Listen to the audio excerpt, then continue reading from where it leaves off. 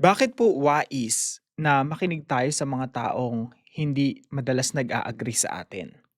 Pag-usapan po natin 'yan sa devotion natin na ito.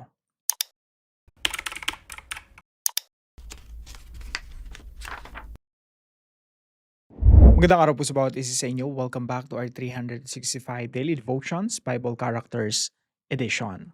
Binabati ko po na ng happy birthday ang kapatid natin, no, si Sister Mila Corpus. Nakikigalak po kami sa inyong kaarawan.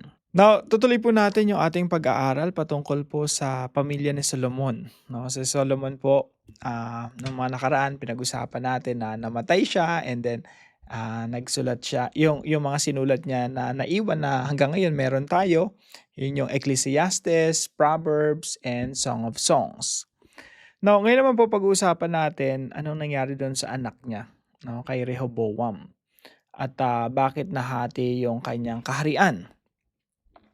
So, dahil sa kasalanan ni Solomon 'no, sinundan niya yung yung mga asawa niya na sumasamba sa mga diyos-diyosan, sumunod siya sa kanila and nag-alay din siya ng mga sacrifices sa mga diyos-diyosan. Kaya nagalit yung Diyos sa kanya at yung kingdom sabi ng Diyos through Ahijah, yung merong 12 tribo, yung 10 doon maaalis kay Solomon. Ang matitira lang kay Solomon ay yung Judah and siyempre yung Benjamin, magkasama yon, no?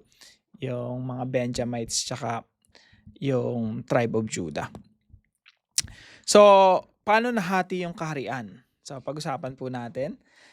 1 Kings chapter 12, sabi po rito, nung namatay na po si Haring Solomon, yung mga tao lumapit sa kanila, pati si Jeroboam galing pang Egypt, no? Si Jeroboam pa kasi gustong patayin ni Solomon eh. Pero nung nalaman ni Jeroboam patay na si Solomon, bumalik si Jeroboam. Si Jeroboam po, ito po yung servant ni Solomon na in charge sa forced labor.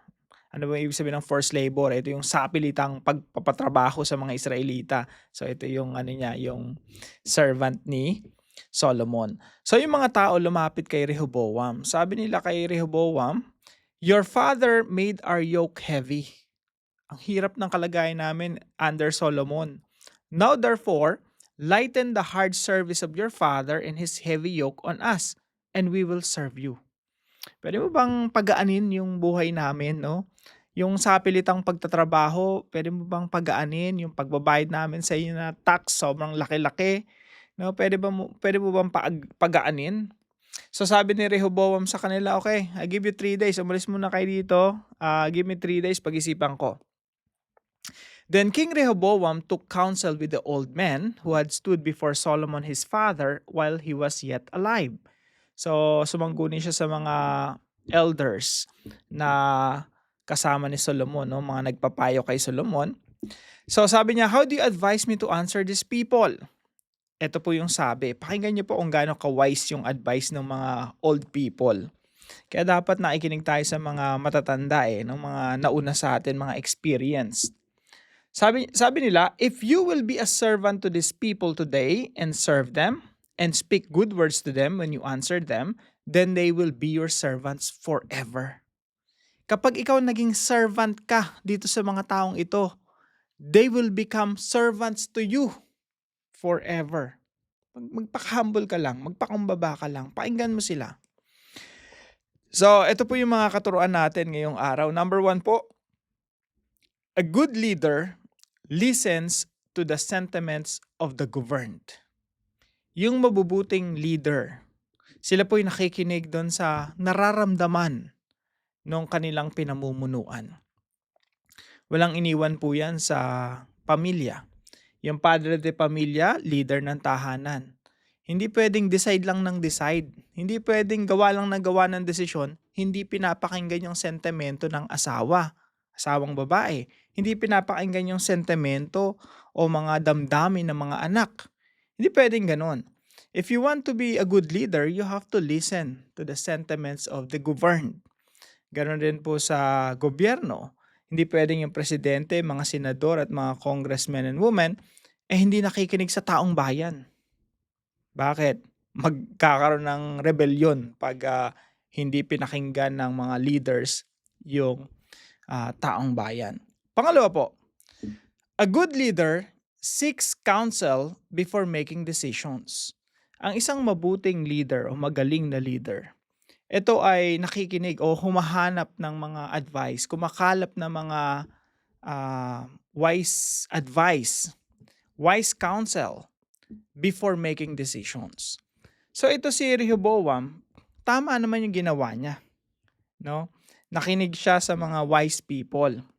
Kaso ang problema, ang pinakinggan niya yung mga katropa niya, no? Inignore niya yung mga wise, yung mga old men, mga experienced.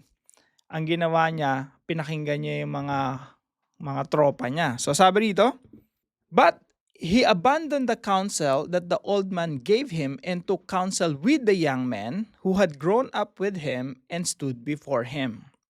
So sabi ng mga tropa ni Rehoboam, wag po kayo malilito ha, Rehoboam anak po ni Solomon. Jeroboam, ito yung naging hari ng Northern Kingdom. So dalawang kingdoms po yan, no? So pakita ko po muna sa inyo, no, para so ayan po, si Saul, David, Solomon, nahati yung kingdom. Yung isa napunta kay Rehoboam, yung Judah. Tapos yung isa naman po napunta kay Jeroboam. No, ito yung servant ni Solomon. So yan po yung divided kingdom. Northern Kingdom, Israel. Southern Kingdom, Judah. Yung Southern Kingdom po, ito yung natira kay Haring Solomon at sa kanyang descendants. Patay na si Solomon during this time, pero yung ano niya, dynasty niya. Yung Northern Kingdom napunta kay Jeroboam. So, going back, sabi ng mga tropa ni Rehoboam, sabihin mo diyan sa mga tao na yan. Siguro inisip nila mga tamad lang yan, no? Sabihin mo diyan sa mga tao na yan, mas pahihirapan ko pa kayo. Kung yung tatay ko, sabi dito, my father disciplined you with whips, but I will discipline you with scorpions. Napakayabang ni Rehoboam. Sabi niya, my little finger is thicker than my father's thighs. Mas makapal pa to kaysa doon sa thigh nung sa hita nung tatay ko na si Solomon, no? So ang yabang talaga ni Rehoboam. And because of this, no, pinahirapan ni Rehoboam yung mga tao na higit pa doon sa tatay niya, heavy taxation, forced labor, nagrebelde yung mga tao laban sa kanya. Yan po yung kadahilanan kung ba't yung kingdom of Israel nahati. 10 tribo kumampi kay Jeroboam, Northern Kingdom. And yung isang tribo, yung Judah, kabilang na din yung Benjamites. Malit lang po kasi yung Benjamites, kaya hindi masyadong ibinibilang, no? Sila yung naging parte ng Southern Kingdom. So this is the divided kingdom. So ayan po, no? Marami po yung kings of Judah, marami rin yung kings of Israel or the Northern Kingdom. So pangatlong katuruan po, a good leader does not ignore wise advice of learned people. Yung isang mabuting leader po, hindi niya ini-ignore yung wise advice na mga batikan na, mga veterano na, mga natuto na sa buhay, mga experienced people. Kaya nga sabi sa Bible, yung mga kabataan, makinig sa mga elders, lalo na elders ng church. Makinig kayo sa mga magulang ninyo, mga kabataan. Papunta pa lang kayo, pabalik na sila. Diba? Lagi yun ang sinasabi. Kasi totoo, ang dami na lang experience. Alam na nila kung ano yung buhay. We have to listen to their wise counsel. Yung mga advice nila, pakinggan natin. Lalo na kung godly people sila, maka-Diyos sila, malapit sila sa Panginoon, pakinggan nyo. Lalo na yung mga kabataan, no? Yung mga anak dito, makinig sa mga magulang. So, paano po natin ito isasabuhay, mga kapatid? Number 1, set aside pride in making decisions. Pag gagawa po tayo ng decision, yung pride natin, yung yabang natin, yung kaya ko to, I don't need anyone's help. Yung pride na yon, sineset aside natin yun. Kasi pag nagdesisyon tayo out of pride, that is the beginning of our fall. That's the beginning of our destruction. We're just destroying ourselves with our pride. 'Pag masyado tayong mataas ang lipad, ayaw nating makinig, lipad lang tayo ng lipad, yung bagsak natin mas masakit, mas mataas, mas masakit. Matuto tayong magpakumbaba, matuto tayong maging humble. Sa katuruan nga ng ating Panginoong Jesucristo, eto yung opposite ni Rehoboam, eh. Sabi ni Jesus Christ sa mga disciples niya, "You know that the rulers of the Gentiles lord it over them, and their great ones exercise authority over them.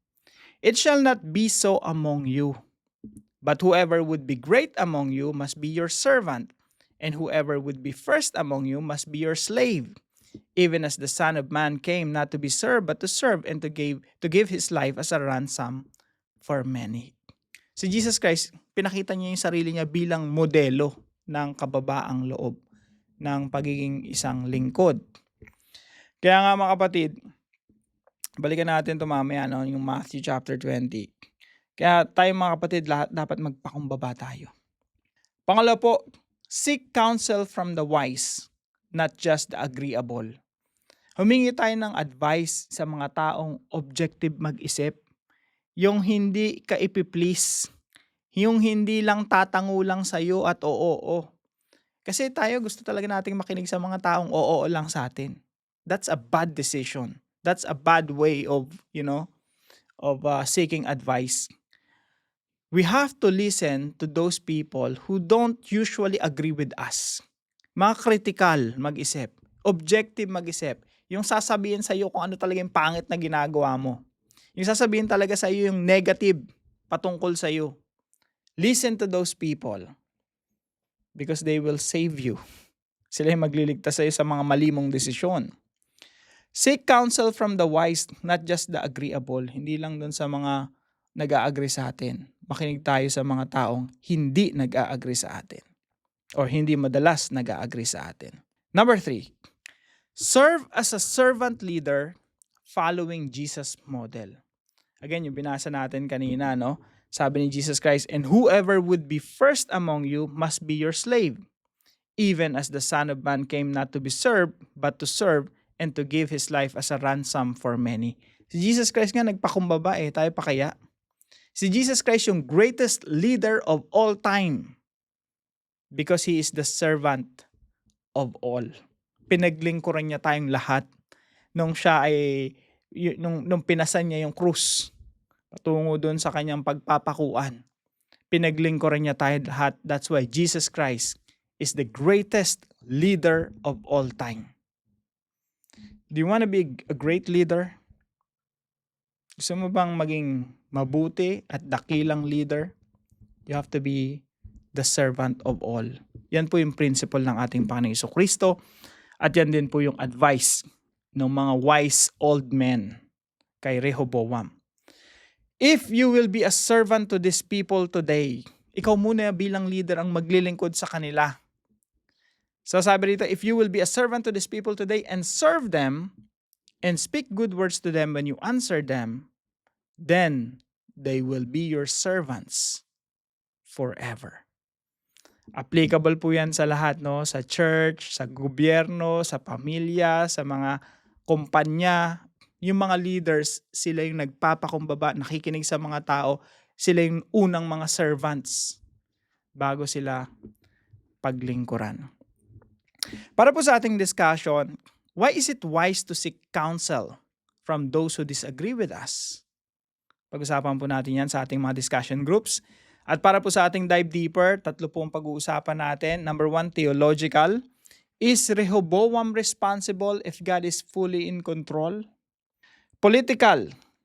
What is wrong with Solomon's policies? At pangatlo po, practical application sa bansa natin, no? What is the ideal government policies for the Philippines?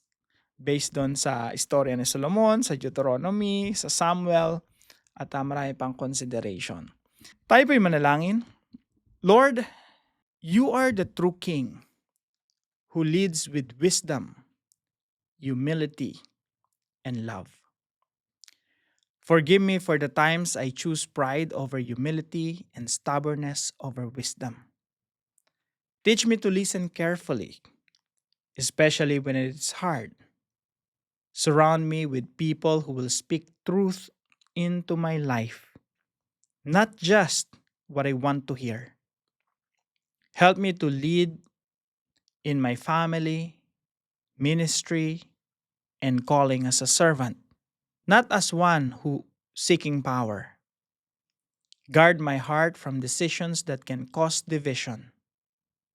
May my life reflect the leadership of Christ, who builds and unites, not destroys. In Jesus' name, Amen and Amen. Maraming salamat po kay Ma'am Maria Cecilia na partner po natin sa devotion natin na ito. Pagpalain po kayo ng ating Panginoon. Now, kung kayo po yung may natutunan, ipalam niyo lang po sa comment section right below this video. And please don't forget to share this devotion to your family and friends. See you po tomorrow 5 a.m. dito po sa ating Daily Devotions.